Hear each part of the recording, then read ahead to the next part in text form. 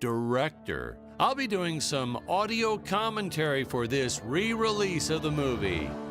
Oh, wait, not yet.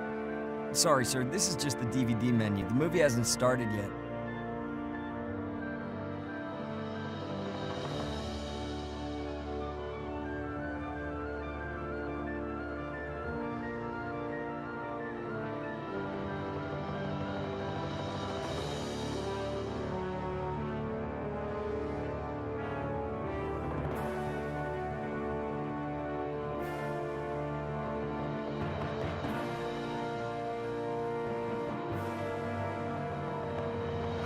Well, I see you dug up the original movie poster.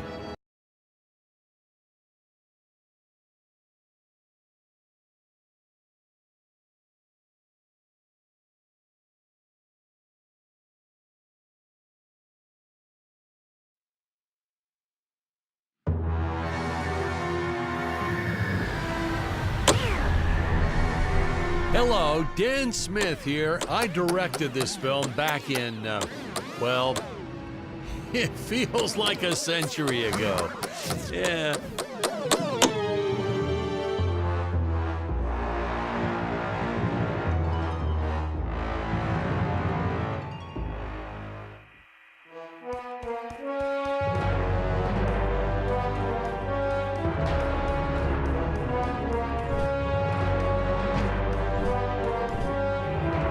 The ship's velocity Played, of course, by actor Jonathan Digby.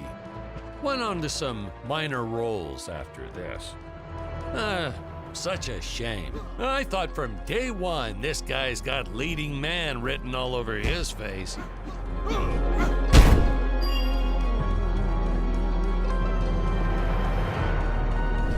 I'm often asked why Dick breaks these boxes. He actually ad-libbed it. I told Jonathan, always keep things exciting. Probably shouldn't have had Dick draw his weapon when he was talking about peas. Well, maybe one day we'll go back and CG it into a sandwich or something instead. Ha! Just kidding. And this is what people pay to see. A no-name middle-aged B-list actor duking it out with stuntmen in costumes. Such stunning choreography. Now, the extras in those robot suits really knew how to take a punch. No, literally. I told Jonathan not to hold back. Give it all to him. Kick him in the nuts and bolts. And I know what you're thinking, but don't worry. We handled it responsibly. Holy smokes! We made them all sign waivers not to sue for injury.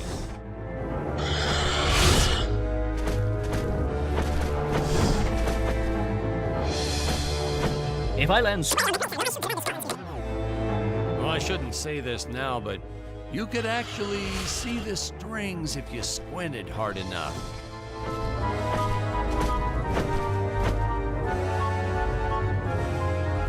A screenwriting trick from back in the old days. You put a grain silo or some haystacks down and it solves all your gravity-related problems.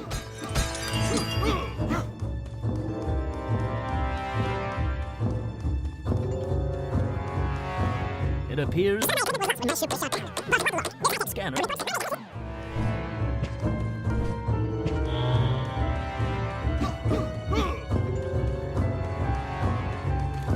Oh, the dinosaurs. You just don't see quality stop motion like this anymore, do you? Someone actually sat there and moved them, frame by frame.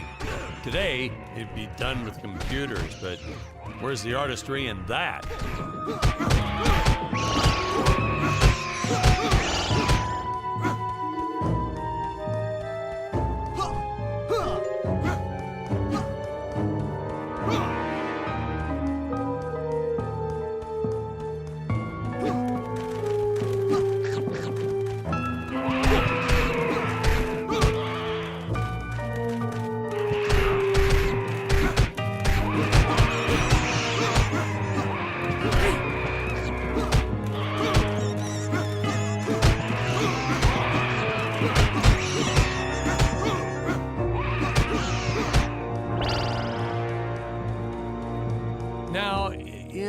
trees here look a little plastic? Well, it's because they are. I took them from the set of my last film, Vampire Island 2. We got our fair share of nasty letters from scientists complaining about our portrayal of the dinosaurs. Was news to me. Apparently, these stegosauruses weren't meat eaters. Must have preferred shellfish or something. Blah, how do they know? That's what I say.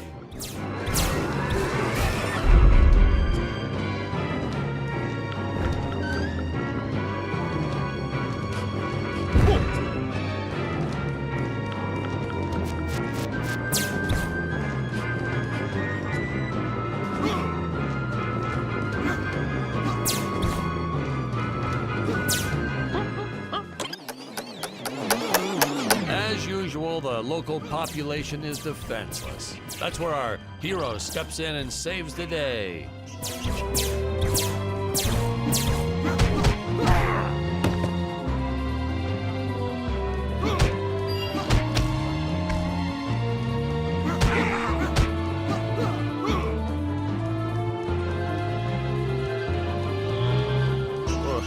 We put Jonathan through a lot shooting this film.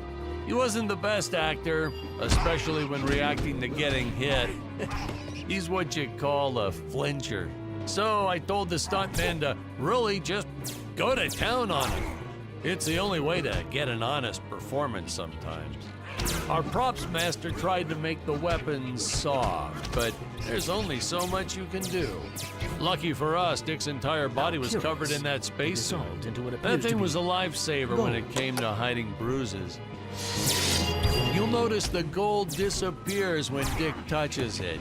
We had a deleted scene that explained he's actually teleporting it back to his ship. It's funny, no one ever questioned how Dick was able to walk around with an infinite amount of gold on him.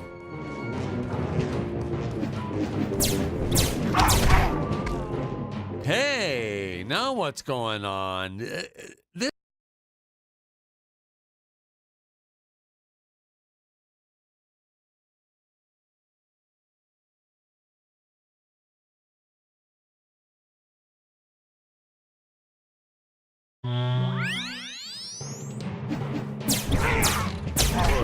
We put Jonathan through a lot shooting this film. He wasn't the best actor, especially when reacting to getting hit. He's what you call a flincher. So I told the stuntman to really just go to town on him. It's the only way to get an honest performance sometimes. Our props master tried to make the weapons soft, but there's only so much you can do. Lucky for us, Dick's entire body was covered in that spacesuit. That thing was a lifesaver when it came to hiding bruises. You'll notice the gold disappears when Dick touches it. We had a deleted scene that explained he's actually teleporting it back to his ship. It's funny, no one ever questioned how Dick was able to walk around with an infinite amount of gold on him.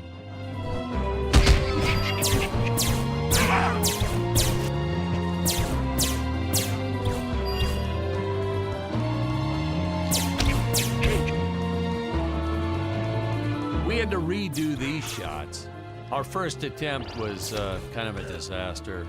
We tried using real apes, thought it'd cut down on the costume budget a bit. But have you ever tried working with apes? They are the worst actors ever. They don't sit still for a moment, and the second you take your eyes off of them, they're flinging their feces all over the place. Jonathan refused to work with him after he got well, let's just say that he had to take more than a couple of showers one day. You know, you never forget the smell of monkey poo. We steam cleaned the studio top to bottom. Still never got rid of it entirely. All through the rest of the shot, we kept finding those little surprises hiding inside various props. Boy, were those the days.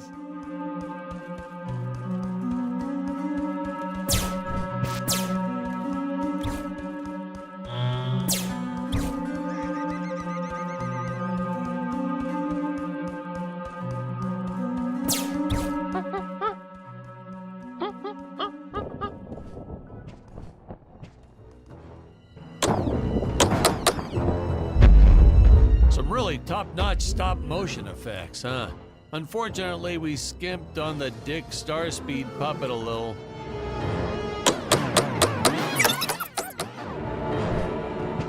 But this was groundbreaking. We had the woman rescuing the man for once. We were really ahead of our time with this scene, but well, then again, I've always been rather progressive. The studio execs didn't seem to get why it was such a big deal, though. Sorry, we don't see this as anything unusual. Ha! Of course! It's unusual. A woman would never save the man. It just doesn't happen. Not in the movies, not in real life. I don't know why we didn't get more recognition for this scene. I guess I was just a little too ahead of my time.